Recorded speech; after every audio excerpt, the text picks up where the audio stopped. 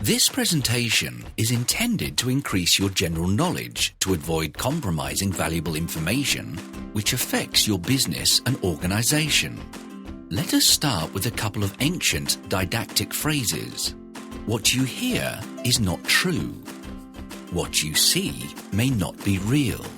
Trust is a highly valuable commodity that has to be earned with efforts. 1. Physical security. Physical security is the guarding of your personnel, hardware, applications, networks, and data from physical circumstances and events that could cause serious losses or damage to you and your workplace. This includes protection from fire, natural disasters, losing mobile systems and media, burglary, theft, including information stealing, vandalism, and terrorism. Physical security is usually overlooked and its importance underestimated in favor of more technical issues such as hacking, viruses, trojans, and spyware. However, breaches of physical security can be carried out with little or no technical knowledge on the part of an attacker. Moreover, accidents and natural disasters are a part of everyday life and in the long term are inevitable. 2. Social engineering. Social engineering is a non-technical method of intrusion. It is one of the greatest threats that organizations today encounter. Hackers use human interaction, which often involves tricking people into breaking normal security procedures. Social engineering is a component of many types of exploits. Virus writers use social engineering tactics to persuade people to run malware-laden email attachments. Phishers use social engineering to convince people to divulge sensitive information, and scareware vendors use social engineering to frighten people into running software that is useless at best and dangerous at worst, and transfer money directly or indirectly via SMS and phone calls to premium numbers for protection against threats they themselves create. A social engineer runs what used to be called a con game. For example, a person using social engineering to break into a computer network might try to gain the confidence of an authorized user and get them to reveal information that compromises the network security. Social engineers often rely on the natural helpfulness of people as well as on their weaknesses. They might, for example, call the authorized employee with some kind of urgent problem that requires immediate network access, appealing to vanity, authority, greed, and old-fashioned eavesdropping are other types of social engineering techniques. 3. Computer and network security. Network security consists of all the policies adopted to prevent and monitor unauthorized access, misuse, modification, or denial of a computer network and network-accessible resources.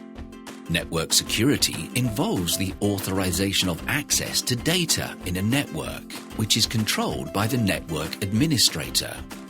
Network security starts with authentication, commonly with a username and a password. A firewall enforces access policies, such as what services are allowed to be accessed by the network users. Though effective to prevent unauthorized access, this component may fail to check potentially harmful content, such as computer worms or trojans being transmitted over the network. Antivirus software or an intrusion prevention system, an IPS, or a web application firewall helps detect and inhibit the action of such malware. An anomaly-based intrusion detection system may also monitor network traffic, which may be logged for audit purposes and for later higher-level analysis. 4. Mobile, wireless, and apps security. Mobile or wireless security is the protection of smartphones, tablets, laptops, and other portable computing devices, as well as the networks they connect to, from threats and vulnerabilities associated with wireless computing and unauthorized access to portable computers and mobile media. Securing mobile devices has become increasingly important in recent years as the numbers of such devices and their users have expanded dramatically. The problem is compounded within the enterprise by the ongoing trend toward IT consumerization. More and more employee-owned devices are connecting to the corporate network. Device loss is also the top concern. Free apps. Developers want to monetize. Consumers want free apps. And then ad networks will pay developers to get all of that juicy data from their users. According to survey respondents, leaked corporate contacts, calendar items, and even location of certain executives could put the company at a competitive disadvantage. Application security breadth associates with browsing history, geolocation, personal data leakage, malware attacks, and finally, device hijacking. 5. Email and SMS security. Email security is a broad term that encompasses multiple techniques used to secure an email service. From an end-user standpoint, proactive email security measures include strong passwords and two-factor authentication, password rotations, spam filters, desktop-based antivirus, anti-spam applications. An email service provider implements email security to secure subscriber email accounts and data from hackers. It will cover encrypting and digitally signing email messages when in the inbox and in transit to or from a subscriber email address.